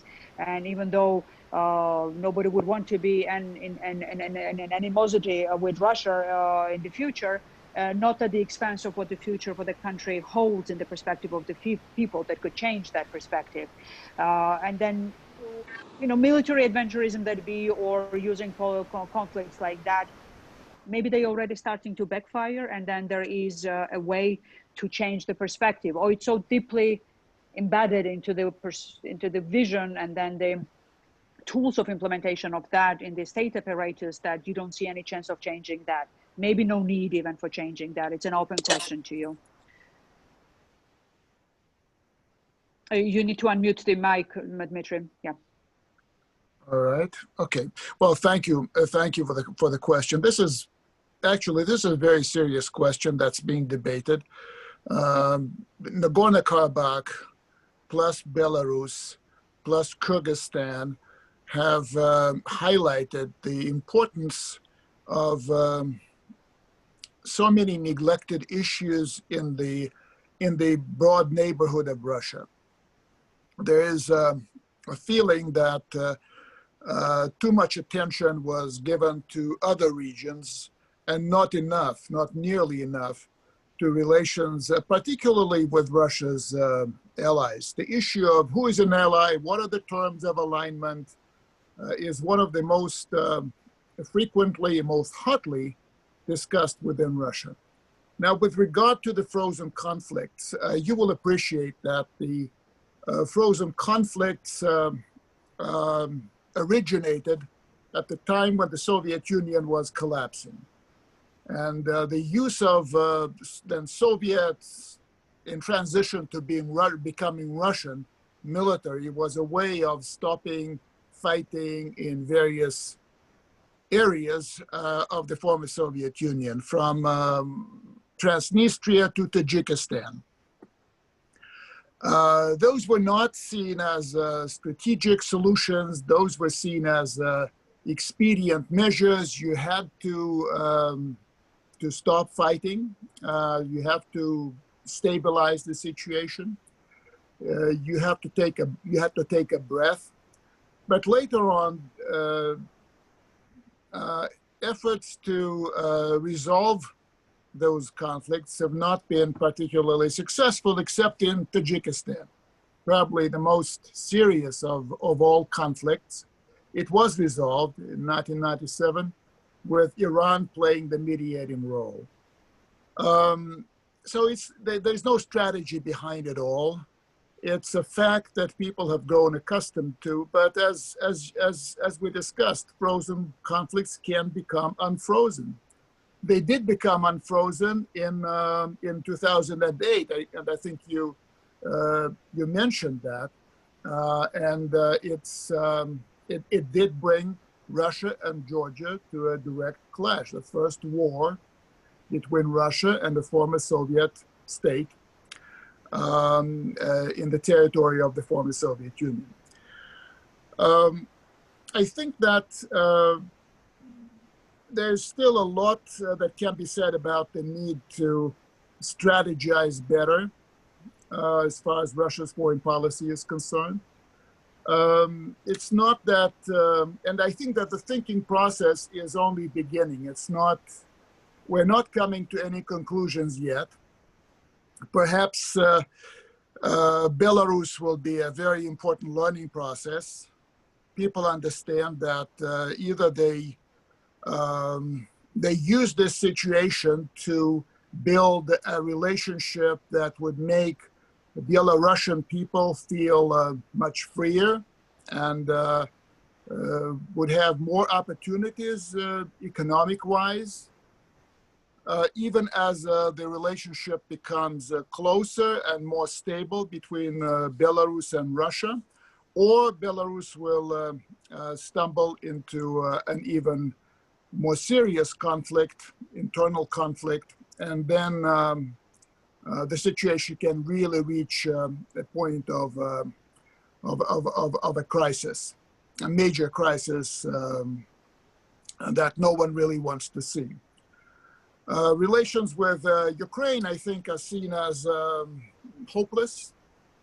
There's nothing on the horizon. There was some hope that with Zelensky, some sort of an arrangement could be made, but now there's no hope. So yes, there is a frozen conflict, if you like, in Donbass, and it may explode at some point. So we need to be thinking in terms of what to do if there's, again, a war in that part of the former Soviet Union. Kyrgyzstan is a slightly different story. We shouldn't pay too much attention to it in the context of frozen conflicts. But I think Russia does need a new strategy. It needs new thinking. It needs a very clear statement of its own interests, of the means that those interests should be supported by. And again, I don't think that much will be achieved while the situation in Russia is as it is today. I think that the leadership of Russia is very confident in the way it is managing foreign affairs. It is managing its partners and its adversaries. And as long as the leadership is in place, and I think it will be a fairly long time, I believe that what you see is what you get. The relationship with the West might grow more adversarial, but essentially that's where we are. Dmitri, I just remembered while listening to you as well that indeed the chaotic 90s were as they were in the beginning, but then when the situation evolved, I very well remember myself the Bucharest summit and preceding events, and even after, the only objectively referable, so to say, argument always in terms of the membership to NATO as an impediment of progress in a tangible way after the promise of membership that we've got in Bucharest was an unresolved conflict. So as a strategy, having a conflict that is unresolved and frozen in that regard, in whichever shape that is, has become a convenient tool for Russia to have a hand on the tap of a pipeline, so to say, of how to regulate the situation. And as we see, not in every situation it delivers the result. It can, strategically speaking, backfire at times when it comes to strategic missteps with relation to Ukraine, I could say, as a long-standing relationship that would have been otherwise very important for Russia to build with a country as Ukraine. But the damage with keeping the conflicts and occupation at place is something that Russia has become accustomed to use as a way of managing the situation and then calibrating, so to say, the degree of frozening it up or keeping it in the shape that it is. How long that will be a possibility to keep that in that way remains to be seen. And we already see that in the Black Sea region, despite the good beginning for some time of building up relationships in a partnership way with Turkey, the situation is quite changed now, so that it's hard to speak now about any strategic way of reconnecting Turkey and Russia in different fronts. It's not only here in the Caucasus. And that again, is it strategically something that is a better outcome to Russia rather than having a possibility of building that partnership with Turkey in the long run remains to be seen. Hopefully, we will be able to judge that in the way that Russia will be forcing ultimately the positions and changing some positions that it has now. But as you've said, I agree with you. I don't see any changing of any positions as of now, or any sense of insecurity, let's put it that way, that the Russian government is feeling in this moment. I understand from Rovshan that Amre wants to have a comment. Sorry that I can't follow all the time with the hands raised. So Amre, please. Thank you, Eka. Thank you, Rovshan. I just want to add one point pertaining to what should we do, we as the BOT of the Nizami Ganjavi International Center. Of course, to debate the issue and talk about the international policies, the regional policies, the role of Russia, of America, etc. This is very much in order. And the debate was very illuminating and educating. But then, what is our role? I believe that the Nizami International Center has a diversity of members, not only from the region or the neighboring region, but internationally. And since it is an international center and debating, discussing issues of international dimensions in several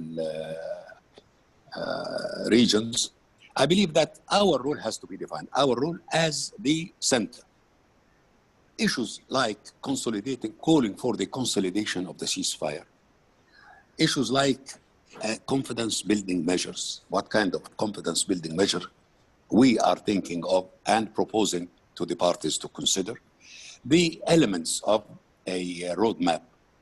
Things like that are very much in order with us as members of the international Nizami Ganjavi International Center. It has its seat in Baku, but it has an international dimension, and we can always find a way to advise, to put ideas before the international community in the issues I mentioned and other issues that could be mentioned.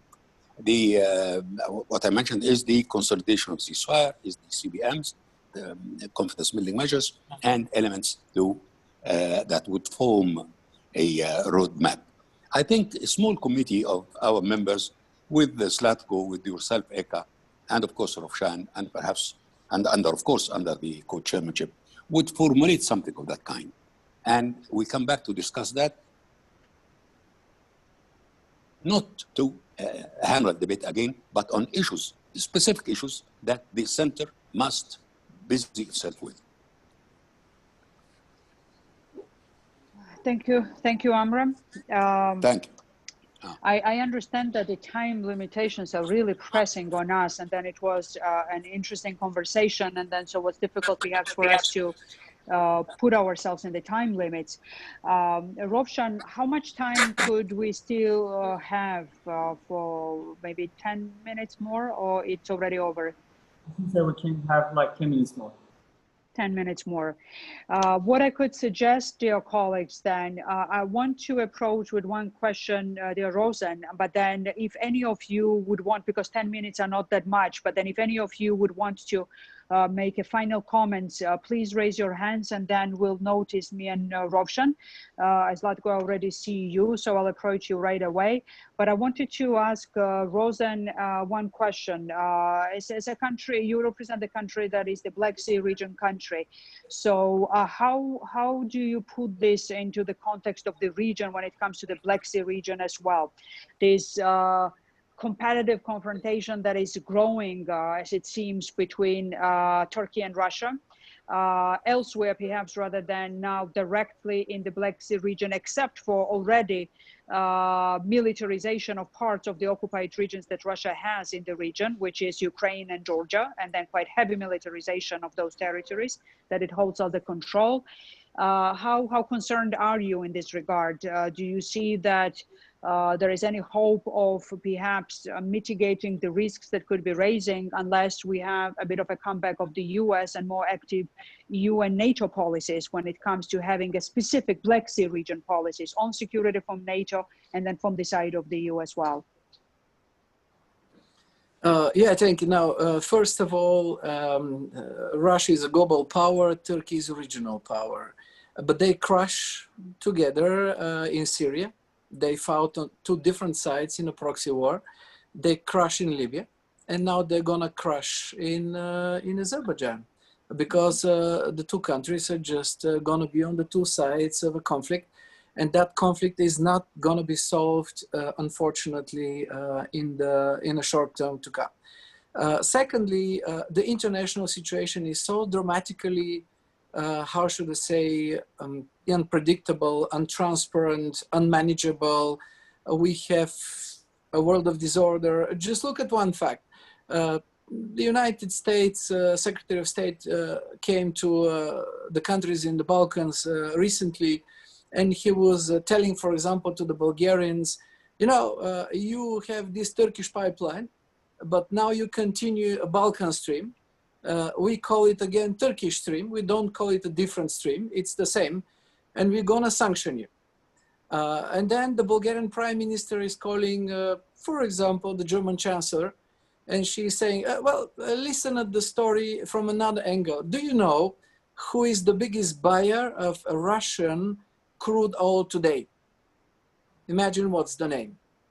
And the name is United States. So because of the collapse of the production of crude oil, especially crude oil, fuel oil in Venezuela, United States heating stations, power stations need dramatically such a product, and they're buying it recently. It's a record. If you look at some Russian newspapers, they talk about a great deal of understanding and cooperation between the United States and Russia on United States buying whatever it wants from Russia, but sanctioning the others that probably are, how should I say, need the same products and they should not be abandoned. Having great powers, unfortunately, yes, definitely United States, definitely China, definitely Russia, unfortunately the European Union still not capable of putting its heavy weight as a defender of order. I wouldn't say even democracy, because we need to understand that the world, Fukuyama is not right. We should not defend probably even any more countries having their own choices, but defending a world of order and probably a world of differences, but keeping basic standards of order, so that you actually give the freedom to Armenians and Azeris to decide what they're going to do with their countries, but on the other side, keep a world of order. So actually the United States cannot, and Europe, a very strong transatlantic bond is needed in order to bring Russia and Turkey into a kind of positive change, but it's not happening. The transatlantic is definitely heavily, for a long term, divided. And just one last fact, which I wanted to point to all of you, and that's linked to the situation that if you look for the future, for the next months and years to come, as Vaira is very right, those policies of spheres of influence, of playing one against each other, are not going to change. And because of that, again, the European Union cannot play a significant role. Even if you look at the Black Sea, we are pushing NATO and the European Union to come with the kind of surveillance center in a Bulgarian city called Varna in order to monitor what's going on in the Black Sea, because we see more and more and more Russia aggressive weapons, ships, military exercises. The balance in the Black Sea is totally gone just because Russia occupied Crimea is heavily bringing weapons to Crimea. And it took, I don't know how many years to all of us to agree on a kind of surveillance where we put 50 people together. Because guess what? Turkey was opposing it. So we have a kind of crush between Russia and Turkey on many sides, but on the other side, we have a total cooperation between Russia and Turkey. Also, for example, just another example, Bulgaria wants to buy gas from Qatar, very cheap. But then we understand that Russia and Turkey are not going to allow that. There is no chance of Qatari LNG ship to go into the Black Sea because of a Russian-Turkish total unity on not allowing that. So the Black Sea in a kind of a Russian-Turkish sandwich with a very, very dramatic consequences for the future. Hopefully, we're going to see more of European and American involvement into the region. Last but not least, by seeing how we don't have principles and we don't have nothing more but just regional and great power games playing with their own interests. We don't see principles on the international order, but interests that are supported. There is no good news for Azerbaijan. But the last good news, I would say, from me is my conversation with the president of Armenia. One day I talked to him, Sarkisyan, and said, President, what is this to be in the Eurasian Union? He said, I don't want to talk about that. And I said, but why? Tell me, what is this to be a member of the Eurasian Union? He said, no. You know, nothing.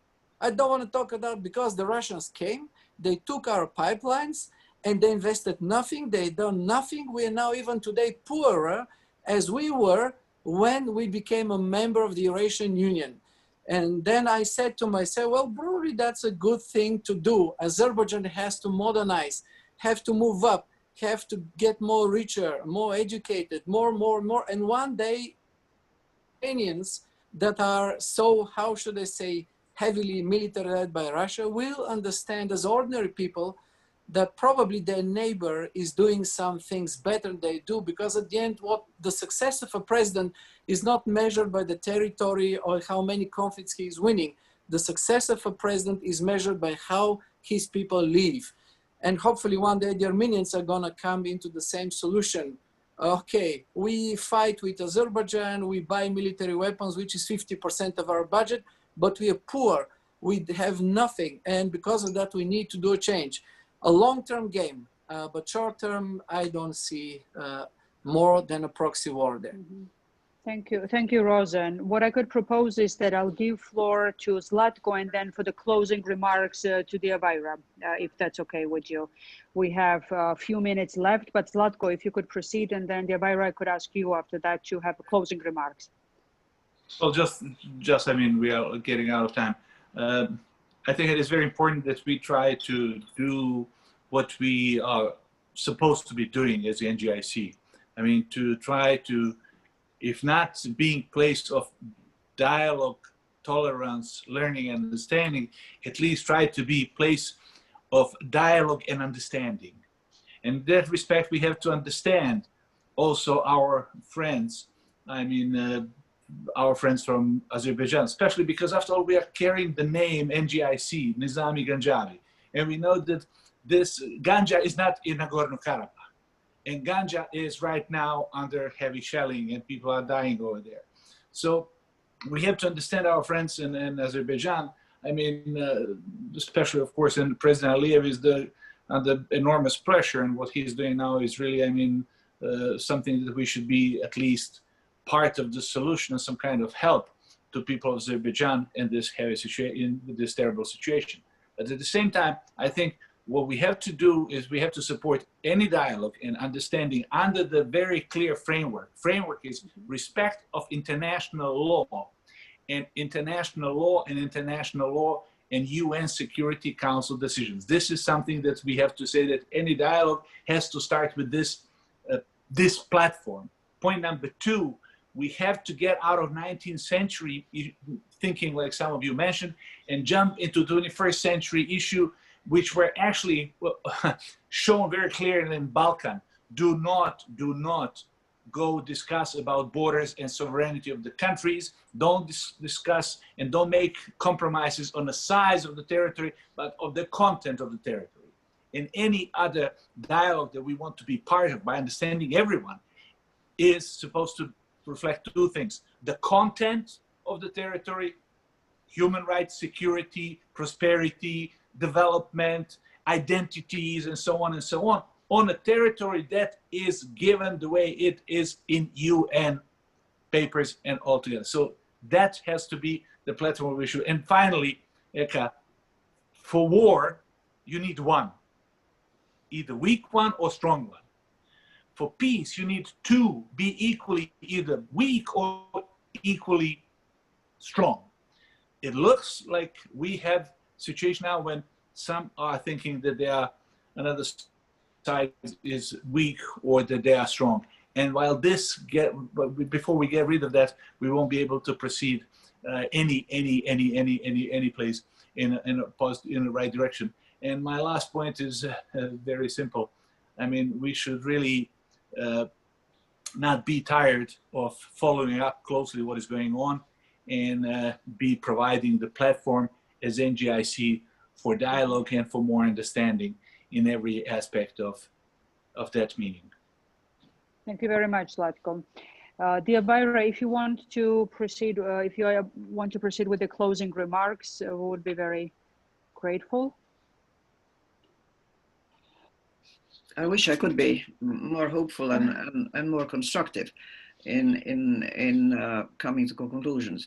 Zlatko's idea, and I think Amre had a similar one, was to, in a way, to say the Nizami Ganjavi Center is a player in a very tense and difficult situation, and we're on the side of the angels, and therefore we should be doing our bit to support one side. This makes me uneasy in a sense that the very concept of the NGIC was to provide a neutral ground for different points of view to come together.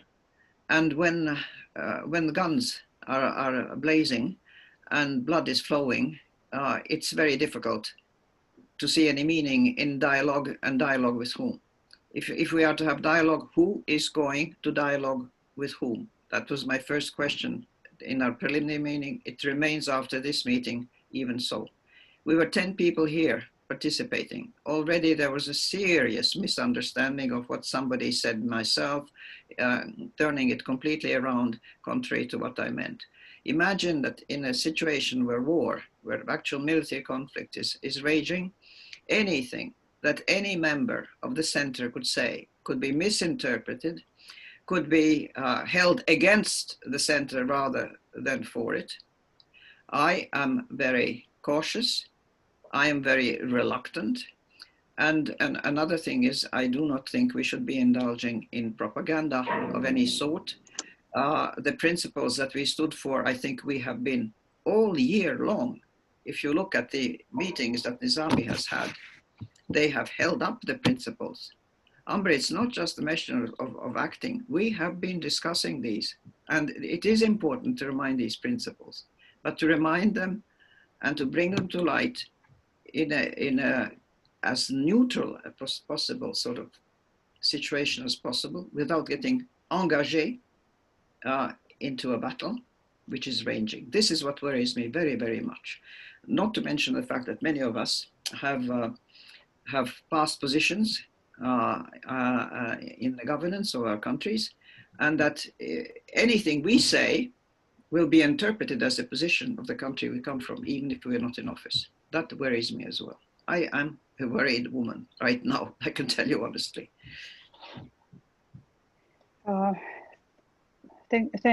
Yes, Dr. Ismail, you wanted, yeah, please, if you want to have some, I see your hand raised. Yes, Ismail. I do. I do, because I think the issue is what we as NGIC should do, and I fully share the concerns that President Vaira has just said right now.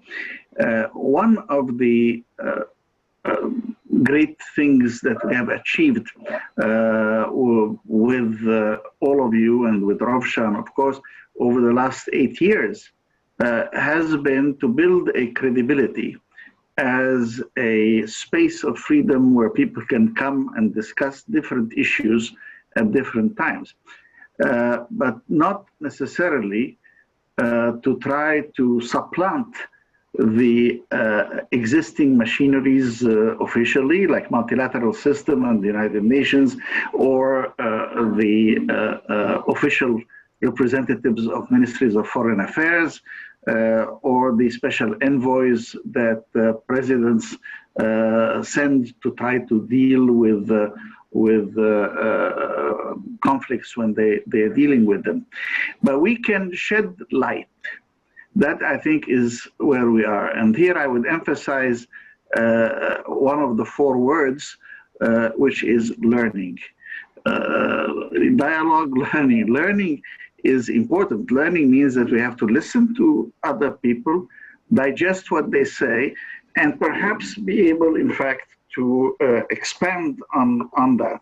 And one of the things that perhaps we could consider, rather than suggest that we could play a quasi-diplomatic role, track 2 or track 1, would be to do some in-depth analysis. Some of our meetings should lead to more than discussion, and could be thoughtful reviews of available information, summarizing and presenting different views and suggestions that come out of these discussions. And that would maintain kind of our learning and academic side, as well as our tolerance and dialogue and promoting understanding. So I like Vaira, I'm a bit cautious about saying that we could play a role either in advising someone or something else. Is perhaps think in terms of the learning and the understanding and promoting that as a way of what we've been doing in the last 8 years, but to produce something at the end of it rather than just have an end of a meeting. So I would join Vaira in that. Thank you. Thank you, Dr. Ismail. I could add only a few points to what has been said as the concluding remarks, is that one of the issues that have been raised by all of you, as I can see, if one could summarize the contributions from your side, is that the very, not only the concept, but then the practice, or established practice for decades, so to say, of management of the conflicts has proven to be very dangerous for many reasons, as we see it.